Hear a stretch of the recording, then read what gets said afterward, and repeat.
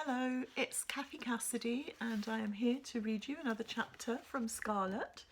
And before I do, I just wanted to mention there are a couple of people who have asked me on the YouTube page whether I would ever do a little video about writing tips and kind of share my tips for young writers. And I've never done that on a video before, but I'm also judging a couple of writing competitions at the moment during the lockdown.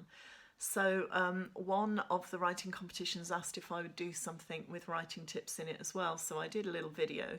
It's just about, 14-15 minutes long. And it has my very best writing tips in it. And they're not the kind of things that your English teacher might tell you. They're kind of coming from my experience as an author. So it might be interesting for any of you who are keen to do your own creative writing, and that goes for whatever age that you might be. My writing tips might just help a little bit because they're not necessarily going to be the same things that you would hear in a school or a college or a university setting, not necessarily the things that a How to Write book might tell you. They're just the things that help me and the things that work for me. So you will find that little video, my tips on creative writing, on that Cathy Cassidy YouTube channel, my personal YouTube channel. So if you click, it's the same link as this, just have another look around that YouTube page and you should be able to find it.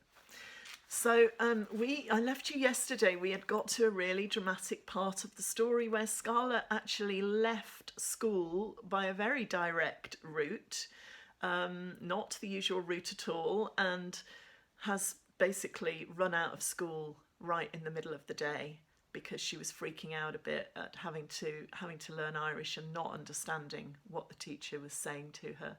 She's kind of feels as though she's reached breaking point. But where do you go next once you've run out of school and you're in a strange place that you don't even know? Well, we're going to find out. We're going to read chapter 9, and during chapter 9, a brand new character who is going to be so important in the story is going to make an appearance too. So here we go. The trouble with Killimore is that there is nowhere to run to. The main street doesn't have one single normal looking shop, just an alarming egg yolk yellow pub called Heaney's Bar, which seems to have a post office and greengrocers attached. There's a sweet shop that sells sherbet lemons and pear drops straight from the jar, and a dusty craft shop selling Aran cardigans and harp printed tea towels. I fish out my mobile, hold it at arm's length and take a picture of myself, cross-eyed, tongue lolling. Messed up again, I text Mum. Coming back to London. Scarlett. Not that she'll be bothered. She still hasn't called. I find a bus stop, count my cash and wait half an hour for a tiny minibus to appear. I need to get to Knock Airport, please, I say to the driver. Do you go straight there or will I have to change? Ah, now, he replies. I'm going the other way. To Dublin, I ask, because I know you can get ferries from there. The driver just laughs. No, you're about as far from Dublin as it's possible to be, he says. Now, you could take the bus to Castlebar and change there for Knock, but the Castlebar bus went an hour ago. And if it's Dublin you're wanting, you'd best take a bus down to Galway and pick up the coach going east. The Galway bus goes from over the road by Heaney's. You've just missed it. My face falls. Is there another one? Friday, shrugs the bus driver. I stand on the pavement and watch him drive away. I slump into a little cafe that has red and white checked tablecloths and order a bottle of pop and a cheese sandwich for later. The woman at the till squints at me suspiciously. You're not local, she says. On your holidays? Staying nearby? I push £3 across the counter, ignoring the questions. After all, I am on the run. Ah, no, pet, you need euros, the woman says, pushing back my pound coins. Didn't you know? I panic. Nobody told me the money was different in Ireland. Can you get euros with a cash card? If not, I'm in deep trouble. I need a bus ticket, a plane ticket, a way out of this nightmare. I'll leave it, I say. I'm not really hungry. There's a racket in the street outside, a horribly familiar racket. I duck out of sight behind a potted palm as the Morris traveller looms past, gasping to a halt across the street. Dad gets out, white-faced, scanning up and down. He starts going in and out of the shops, grimly, one by one.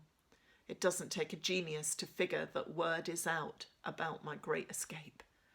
I sneak out of the cafe while Dad is looking for clues in a run-down shoe shop filled with fur-trimmed slippers and shamrock print wellies. Buy one, get one free, the sign says. I cut down an alleyway and follow a footpath along the edge of some fields until I'm well clear of the village, climbing higher and higher up into the hills. Without the cash for bus fare, it looks like I am walking to Dublin. Maybe I can stow away on a ferry back to England. I walk until my feet hurt, over the crest of the hill and down into the valley, past small blue loughs that shimmer in the afternoon sun. I climb up the far side of the valley, walk on along the ridge, then drop down on the far side, edging my way down the slope.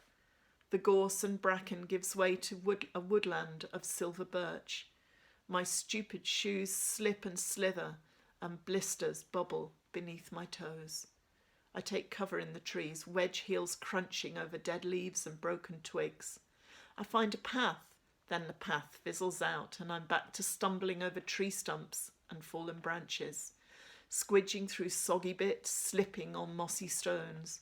Twigs stroke my face like scratchy fingers.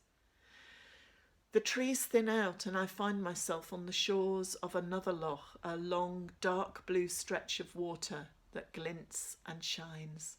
Inside the fluffy red rucksack, my mobile erupts into life. I fish it out. "Hello," I say. "Scarlett, where the hell are you?"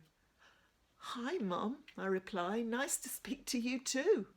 "Scarlett, don't get clever with me," she snaps. "Your dad's just been on the phone. What do you think you're playing at?" I sit down on a tree stump, cradling the phone. "I'm not playing, Mum," I tell her. "I'm coming home."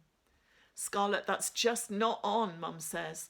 "We agreed this was the best solution, and you won't even give it a fair trial." "We agreed?" "I've sent you 6 text messages," I tell her, "and a picture today. How come you only reply when Dad calls you?" "I had an important presentation yesterday and then dinner with the clients," Mum says icily. "I would have called tonight, obviously." "Well, thanks," I quip. "It's great you can fit me into your busy schedule." I can hear Mum fizzing with anger. "Actually, Scarlett, I was in the middle of a meeting when your dad called. I could do without having to deal with this kind of stunt on your very first full day in Ireland. You can't just walk out of school." "I did," I point out. "It'll save them the trouble of expelling me." "You're going back," Mum says. "I'm coming home," I reply. "Please, Mum, I hate it here. Nobody wants me. It's a dump. Don't make me stay." "Scarlett, don't be ridiculous. Where are you exactly?" Mum asks. "Are you still in Killimore? Chris is out of his mind with worry. Promise me you'll stay put. Just stay still. Wait for Chris. He'll sort things out." "Mum?" The word comes out kind of mangled. I close my eyes, press a fist against my mouth. "Scarlett," she says shrilly, "are you still there? Listen to me. It's time you stopped acting like a kid with a tantrum and started to make the best of things. Just grow up and get on with it." I snap the phone shut, run down to the water's edge and throw the mobile in a perfect curving arc right out into the lough. It glints silver as it breaks the surface with a splash, then sinks without a trace. I turn away, furious, marching along the shore, but within minutes I trip, scrambling over a knot of gnarled tree roots, falling heavily. I've torn one of the ribbon ties on my sandal, and a hot, burning pain shoots through my left ankle. My eyes prickle with tears of anger, but I won't cry.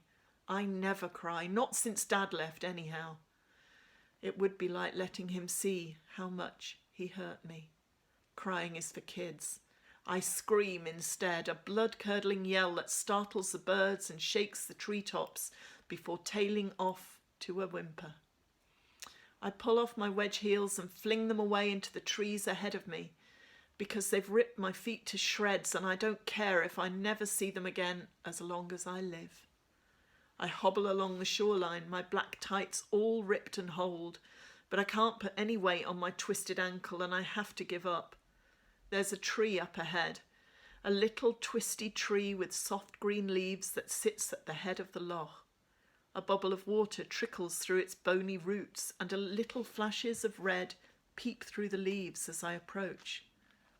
Scarves and rags are tied into its branches like ribbons in a little girl's hair. Weird. I blink. Up in the foliage, one of my red and pink wedge sandals hangs, dangling from a tangled loop of ribbon. I sit down, leaning my back against the trunk, letting the icy water run over my toes, looking out towards the lough. My ankle is hurting like crazy, and now I can see it's swollen too. Perfect. I close my eyes, wondering how I've managed to make such a mess of my life. If it's all about choices, I guess I just pick the wrong ones, time after time after time. The light is fading, streaking the sky with ice cream colours, vanilla, strawberry, raspberry ripple. If I'm not careful, I'll be spending the night here, burrowing down into the dry leaves, resting my head on a fallen branch. It doesn't seem like such a bad idea. If this was a kid's fairy tale, birds and dormice would fetch me magical blankets woven from spider's web silk or velvet moss, because it's getting chilly now. I wouldn't be sitting alone by a deserted lough in the middle of nowhere, hacked off and clueless, hungry, cold. I'd have met wolves and woodcutters, witches and dwarves and handsome princes to make my dreams come true. Yeah, right. Even the birds and the dormice are staying out of my way. I wish I didn't feel so alone. Suddenly, on the edge of my vision where the shoreline curves round towards a distant rocky headland, something is moving. I can't see clearly at first because of the fading light and the soft pink glow of the sunset, but then my eyes stretch wide with disbelief. The horse comes out of the sunset, galloping along the edge of the lough like something from a dream. I can hear the thud of its hooves on damp mud, see the water splash out around it. It's a stocky black horse with a flash of white at its forehead, damp and crimped from the lough. It slows as it turns from the water's edge and comes towards me, shaking its head and blowing hot air through flaring nostrils. The rider looks down at me, his dark eyes shining, black hair flopping across his face. His t-shirt is faded and worn, his jeans are frayed, and one brown hand is twisted into the horse's mane. "I've been looking for you," he says. So there we go. You're going to have to tune in again tomorrow to find out who has been looking for Scarlett and what is going to happen next. But I do hope that you're enjoying these little moments of escapism during lockdown and sharing Scarlett's story with me. It means an awful lot to me that you're still tuning in, and makes me feel a bit less alone as well. So yeah, don't forget to pop over to the YouTube channel, leave a comment if you can. Don't forget to check out my tips for writers video too, and yeah, just try and stay safe and stay well and keep on smiling. I'll see you tomorrow.